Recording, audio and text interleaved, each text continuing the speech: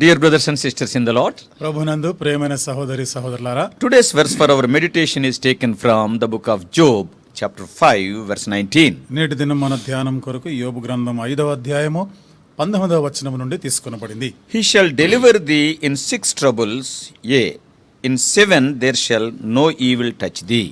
6 బాధలలో నుండి ఆయన నిన్ను విడిపించును, 7 బాధలు కలిగినను నీకు ఏ కీడును తగలదు. We know, all of us know that Job is a righteous man. మనందరికీ తెలుసు కదా, యోబు నీతిమంతుడు. Bible says in Job 1:1, యోబు గ్రంథం 1వ అధ్యాయం 1వ వచనంలో బైబిల్ చెప్తున్న మాట, he was a perfect and upright man and one that feared God and eschewed evil. అతడు యథార్థవర్తనుడును న్యాయవంతుడునై దేవుని యందు భయభక్తులు కలిగి చెడుతనమును విసర్జించినవాడు. He had a big family with 10 children. ఒక పెద్ద కుటుంబం, 10 మంది పిల్లలు ఉన్నారు. And he was much concerned about their upright lives also. అంతేకాకుండా వారు ఎంతో న్యాయమైన జీవితం, యథార్థమైన జీవితం జీవించాలని ఎంతో ఆసక్తి కలిగిన వాడు. And also he was very rich. అంతేకాదు, ఆయన చాలా ధనవంతుడు కూడా. But he was seriously afflicted by the destructive hand of Satan, and he was that caused him deep distress and pain. అయితే సాతాను యొక్క నాశనకరమైనటువంటి హస్తం ద్వారా ఎన్నో బాధలు అనుభవించి నొప్పి వేదనలో ఉన్న వ్యక్తిగా ఉన్నాడు. Job had 3 close friends. యోబుకి 3 సన్నిహితమైన స్నేహితులు ఉన్నారు. After hearing about the evil that was came upon Job, యోబు మీదకి ఆ బాధలు, ఆ కీడు వచ్చిన తర్వాత ఈ విషయాన్ని తెలుసుకొని those 3 friends, ఆ 3 స్నేహితులు, that is Eliphaz the Temanite, తెమానీయుడైన Eliphaz, and Bildad the Shuhite, షూహీయుడైన బిల్దదు, and Zophar the Naamathite came to Job to mourn with him and comfort him to live in. నయమాతీయుడైన జోఫర్ అను యోబు 3 స్నేహితులు అతను సంబంధించిన దాన్ని తెలుసుకొని అతనితో కలిసి దుఃఖించుటకు, అతన్ని ఓదార్చాలని వచ్చారు. 2వ అధ్యాయం 11వ వచనంలో చదువుతాం. Though Job was silent for a time, కొంతసేపు యోబు మౌనంగా ఉన్నప్పటికీ finally he cried out to the Lord in anguish. చివరికి ఆయన బాధను బట్టి ఎలుగెత్తి ఏడుస్తా ఉంటాడు, దేవునికి మొరపెట్టాడు. And that compelled his friends to respond with a series of long speeches in which they used human wisdom than biblical truth. ఆ పరిస్థితే తన 3 స్నేహితులు కూడా వాళ్ళు వచ్చి దానికి కారణాలను సుదీర్ఘమైనటువంటి ప్రసంగాలు చేస్తూ దైవికమైనటువంటి జ్ఞానం కాక మానవ జ్ఞానంతో మాట్లాడుతున్నారు. They wanted to explain the painful events and the reasons for the painful events in Job's life using their human wisdom. They are wise people. యోబు జీవితంలో వచ్చిన బాధలు, ఆ బాధలకి కారణాలు ఏమిటియో అవి చెప్పడానికి మానవ జ్ఞానం ఉపయోగిస్తూ మాట్లాడుతున్నారు. No doubt, certain arguments of his friends used against Job are biblically sound. నిశ్చయంగా యోబుకి విరోధంగా తన స్నేహితులు ఏవైతే మాటలు చెప్పారో ఆ వాక్యపరంగా చూడడానికి బాగానే ఉన్నాయి. But while some of them are not biblically sound. అయితే వాటిలో కొన్ని లేఖనానుసారంగా మనం చూసినప్పుడు అంత సరిగ్గా ఉండదు. The first of the 3 friends that spoke was Eliphaz the Temanite. 3 స్నేహితుల్లో ఒకడు మొదటివాడు తెమానీయుడైన Eliphaz. Probably he was the oldest of these 3. బహుశా ఈ 3 కన్నా ఈయన పెద్దవాడై ఉంటాడు. And he was also the least severe in his accusations brought against Job. అంతేకాకుండా యోబు మీద నింద నేరారోపణలు చేసిన వారితో పోలిస్తే ఈయన చాలా తక్కువగా చేసినాడు. So he comforted Job to some extent. కొంతవరకు యోబుని ఓదార్చాడు. Eliphaz reasoned. What he said is, the innocent never suffer while the guilty are always afflicted. ఇక్కడ చూడండి, ఇక్కడ కారణాలు చెప్తున్నాడు కదా ఇతను వచ్చి, మరి The innocent will never suffer, అమాయకులు ఏంటంటే వారు ఎప్పుడు ఏమి బాధలు అనుభవించారు, but only guilty are always afflicted. దోషము తప్పు చేసిన వారు మాత్రమే బాధ అనుభవిస్తారు. But this is not biblical. కానీ ఇది బైబిల్ పరమైనది కాదు. Throughout God's word we can see the righteous people often suffer. దేవుని వాక్యం అంతట్లో తరచుగా మనం చూస్తున్నాము, నీతిమంతులే శ్రమలు అనుభవించున్నారు. Many times the guilty people will be leading their lives as they like. అనేక పర్యాయాలు నేరాలు చేసిన వారు, తప్పు చేసిన వాళ్ళు బాగానే ఉంటారు, సంతోషంగా ఉంటారు. Eliphaz was an exemplary orator.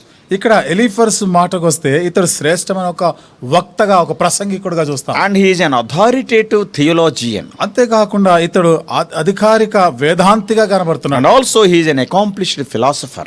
అంతేకాకుండా నిష్ణాతుడైనటువంటి తత్వవేత్తగా కనబడుతున్నాడు. But his counsel, his suggestions were always frequently founded on human opinion than godly wisdom. అయితే ఆయన యొక్క ఆలోచనలు, సలహాలు తరచుగా దైవ జ్ఞానము కాక మానవ సంబంధమైన బుద్ధితో మాట్లాడుతున్నట్టు. Therefore, it is important to note that these friends had much wisdom to share with Job. కాబట్టి ఇక్కడ మనము ప్రాముఖ్యంగా గమనించవలసినటువంటిది, వీరు యోబుతో మాట్లాడేటువంటి విషయాలు కొన్ని ప్రాముఖ్యంగా ఉన్నాయి. But they were lacking divine wisdom, though they are having wisdom, divine understanding is not there. వీరికి ఏదో జ్ఞానం ఉన్నా మైనటువంటి గ్రహింపు, దైవ జ్ఞానం లేదు వాళ్ళకి. Man of God A.W. Pink said like this. దైవజనుడు A.W. పింక్ గారు చెప్పిన మాట, Let us not conclude when we see a fellow Christian under the rod of God that he is necessarily being taken to task for his sins. మన సహపాఠి క్రైస్తవుడు ఎప్పుడైతే దేవుని యొక్క శిక్ష దండన క్రింద ఉన్నాడో అలాంటి వారిని చూసినప్పుడు నిశ్చయంగా ఇతడు ఏదో పాపం చేసే ఉంటాడు, తప్పు చేసే ఉంటాడు అనే నిర్ణయానికి త్వరగా రావద్దు. When those three people friends came, ఆ ముగ్గురు స్నేహితులు అతని దగ్గరికి వచ్చినప్పుడు actually they did not know why Job is being tried by God. వాస్తవంగా యోబు దేవుని చేత ఎందుకు పరీక్షించబడుతున్నాడా అనే సంగతి వాళ్ళకి తెలియదు. Though that Job was being punished by God for physical sin, they thought that Job is punished for his physical sin. ఇక్కడ యోబు తాను చేసినది అది భౌతిక సంబంధమైన పాపము చేసిన కారణాన్ని బట్టి ఈ బాధ వచ్చింది, ఇది అనుభవించవస్తుంది అనుకుంటున్నారు వాళ్ళు. This is all they could understand by their religious teachings. ఇవన్నీ కూడా వారి మతపరమైన భక్తిపరమైన బోధనలు బట్టి వాళ్ళకి అర్థమైంది. The same is true today. ఈ రోజు కూడా అదే వాస్తవం. When a person sees someone going through a time of testing, they believe that they are being punished because there is sin in their life. ఒక వ్యక్తి పరిశోధనల గుండా వెళ్తూ ఉన్నప్పుడు, బాధలు అనుభవించినప్పుడు వాళ్ళు అంటారు కదా, ఇతడు ఏదో తప్పు చేశాడు, పాపం చేస్తేనే కదా ఈ పరిస్థితి వచ్చింది అంటారు. From Job 4:12 we can understand. యోబు గ్రంథం 4వ అధ్యాయం 12వ వచనం నుండి మనం అర్థం చేసుకోగలిగిన విషయం. Eliphaz had a visitation from the Lord. చూడండి, ఎలీఫస్ కి దేవుని యొద్ద నుండి ఒక దర్శనం కలిగింది. During that visitation he trembled. ఆ దర్శన కాలంలో అతడు వణికినాడు. In the 4th chapter, if you read 14 to 16, 4వ అధ్యాయము 14 నుండి 16 వచనాలు చదివితే, as a result of that visitation, Eliphaz opened his mouth and the wonderful words of our meditation he spelt out. ఆ దర్శనమునకు ఫలితంగానే ఇలాంటి అద్భుతమైన చక్కని మాటలు చెప్తున్నాడు. వాటిలో నేటి దిన ధ్యానం కొరకైన ఆ వచనాల్లో మనం In చూస్తున్నాం. 5:17 he says, 5వ అధ్యాయం 17వ వచనంలో అంటాడు, Behold, happy is the man whom God corrected. కాబట్టి సర్వశక్తుడగు దేవుని శిక్షను దేవుడు గద్దించు మనుష్యుడు ధన్యుడు. I want to tell one important truth. ఇక్కడ ఒక ప్రాముఖ్యమైన సత్యాన్ని చెప్పాలి. When you are going through trouble, నీవు కష్టాల గుండా when you are వెళ్తున్నప్పుడు, being rebuked by God, దేవుడు నిన్ను గద్దిస్తున్నప్పుడు, though it causes pain, I can say it is a joyful time. ఇది నీకు నొప్పి బాధ కలిగించినా నేను చెప్పగలను అది నీకు ఎంతో ఆనందాన్ని Do కలిగించను. you know why? ఎందుకో తెలుసా?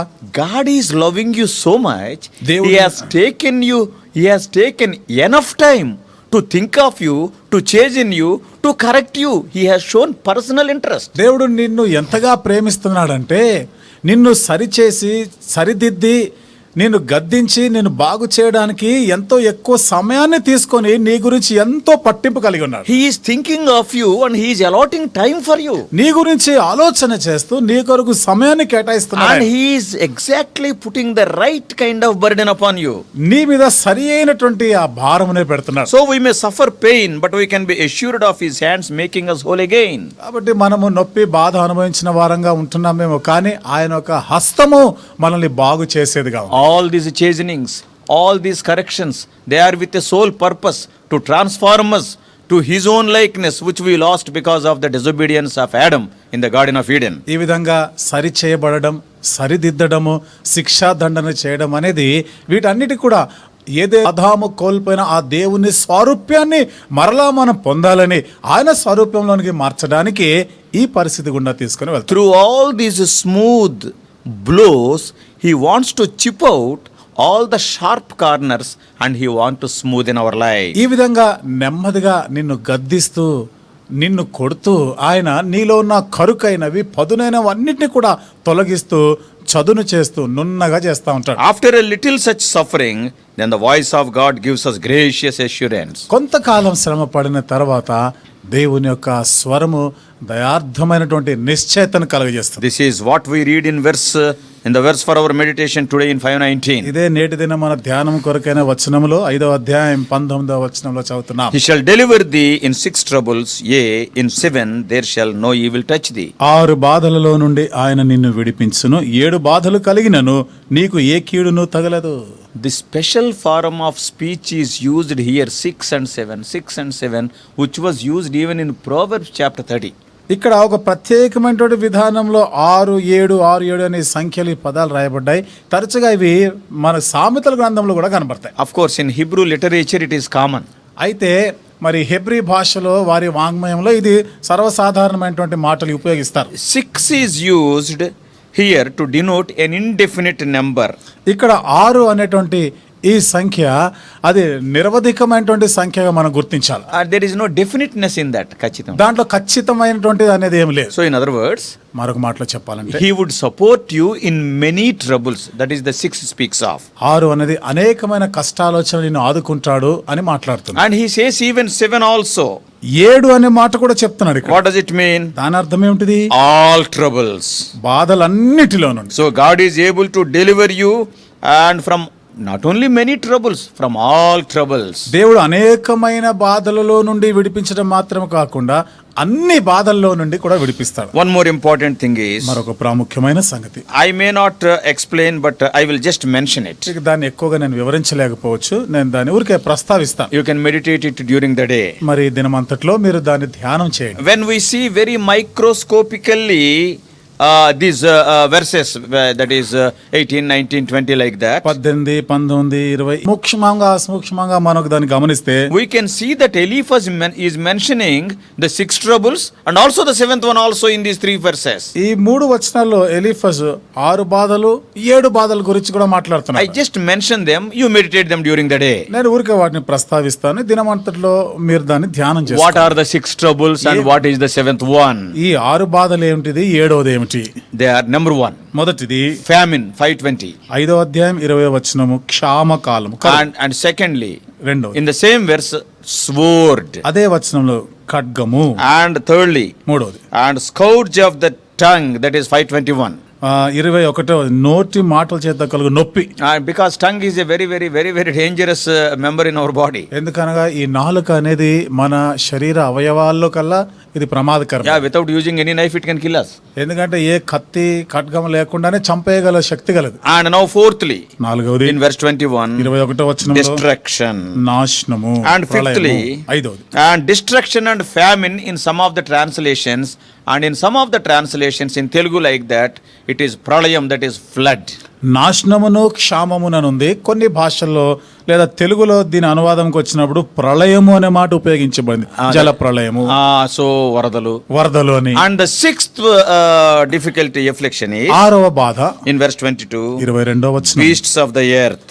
అడవి మృగములు. So from all these 6 troubles, that is many troubles, not only these, many troubles, God will protect us. ఈ 6 బాధల్లో నుండి, ఈ 6 మాత్రం కాదు, అనేక బాధల్లో నుండి దేవుడు మనల్ని కాపాడతాడు. And what is the 7th one? 7వది ఏమిటి? And he is including all these things in 5:19. 5వ అధ్యాయం 19వ వచనంలో వీటన్నిటిని కలిపి చెప్తున్నాడు. And from all evil, let it be anything. ఈ బాధలన్నిటిలో నుండి అది ఏ రకమైన బాధ అయినా కావచ్చు, నిన్ను విడిపిస్తాడు. This speaks of the complete deliverance. ఇది సంపూర్ణమైనటువంటి విడుదలను గురించి So during the మాట్లాడుతుంది. day you can meditate on these lines. కాబట్టి దినమంతట్లో కూడా ఈ మాటల్ని మీరు ధ్యానం చేయండి. What a great God we are having. ఎంత గొప్ప దేవుడు What మనకున్నాడు a కదా. wonderful Bible he has given us. ఎంత అద్భుతమైన బైబిల్ని మనకి ఇచ్చాడు So కదా. full of promises for those who are obedient. మరి విధేయులైన వారికి అన్ని వాగ్దానాలు మనం అంతంలో చూస్తాం. Eliphaz did not want to push Job into despair. He told some encouraging words. ఇక ఎలీఫజ్ యోబుని అలాగే నిరాశ నిస్పృహలోనే ఆయన ఉంచేలేదు, అలాంటి పరిస్థితిలోనికి అనుమతించలేదు. He detailed- కొన్ని ఆదరణకరమైన మాటలు కూడా చెప్పాడు. He detailed all the blessings of restoration. మరి సమకూర్చబడే దాని కొరకైన ఆశీర్వాదాలు అన్నింటి గురించి వివరించాడు. True words are like a medicine to a man who is in the depths of despair. నిజమైనటువంటి మాటలు నిరాశ నిస్పృహ ఉన్న వ్యక్తికి ఔషధం లాంటిది. And before I close, నేను ముగించే ముందు dear brothers and sisters, ప్రియమైన సహోదరి సహోదరులారా, every evil in the world is the result of sin. ఈ లోకంలో ఉన్నటువంటి ప్రతి విధమైనటువంటి చెడు దుష్టత్వం ఇదంతా కూడా పాపం వలన వచ్చింది. Also remember that all our sufferings are not the result of our personal sins. మరొక విషయాన్ని గుర్తుపెట్టుకోండి, మనం పొందే శ్రమలు బాధలు అన్నీ కూడా ఏదో మనం పాపం చేసినందుకే కాదు. Some are sufferings of testing from the loving hands of the Father for our promotion. కొందరి జీవితాల్లోని శ్రమలు తండ్రి అయిన దేవుని హస్తము నుండి వచ్చింది, అది మన హెచ్చింపు కొరకై దేవుడు అనుమతించినవి. Ultimately, the Lord uses these testings for the advancement of our spiritual life. చివరికి దేవుడు ఈ పరీక్షా పరిశోధనలన్నీ కూడా మన ఆత్మీయ జీవితంలో ముందంజ వేయడానికి ఉపయోగిస్తాడు. Therefore, let us not say no to God's chastening. కాబట్టి దేవుడు మనల్ని సరిదిద్దుతా ఉన్నప్పుడు, సరి చేయాలనుకున్నప్పుడు, శిక్షించినప్పుడు కాదు వద్దు అని చెప్పకూడదు. Let us hold fast the promise in Job 5:19. యోబు గ్రంథం 5వ అధ్యాయం 19వ వచనంలో ఉన్న వాగ్దానాన్ని మనం చేపడతాం. May God help us. దేవుడు మనకి సహాయం చేయనుగాక.